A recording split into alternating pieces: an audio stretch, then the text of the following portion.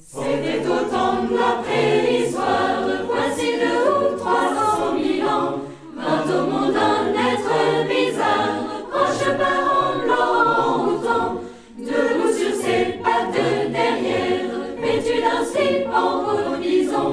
Il allait conquérir la terre, c'était l'homme de Cro-Magnon.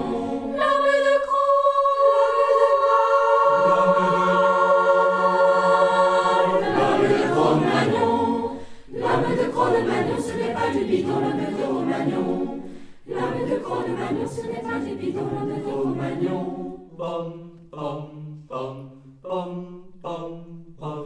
Armé de sa hache de pierre, de son couteau de pierre pitou, il chassait l'ours et la panthère, en serrant les fesses malgré tout. Devant Diplodocus en rage, il était tout de même un petit, et se disait dans son langage: vivement qu'on invente le fusil.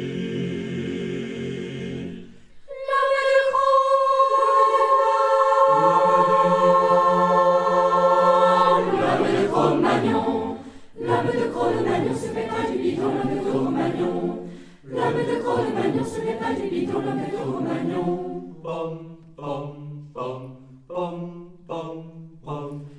Il était poète à ses heures, disant à sa femme en mémoire: tu es belle comme un dinosaure, tu ressembles à Garbocléta. Si tu veux voir des cartes postales, viens dans ma caverne tout là-haut, je ferai voir mes peintures murales, on dirait du vrai Picasso.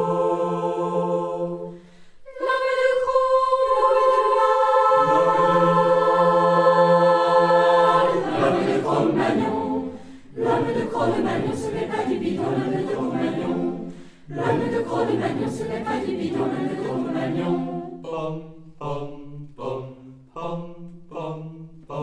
300 000 ans après sur terre, comme nos ancêtres nous admirons, les monts, les bois et les rivières, mais s'il remet quelle déception, nous voyons suer 6 jours sur 7, il dirait sans faire le détail, vraiment Claude descend dans son bête d'avoir inventé le travail.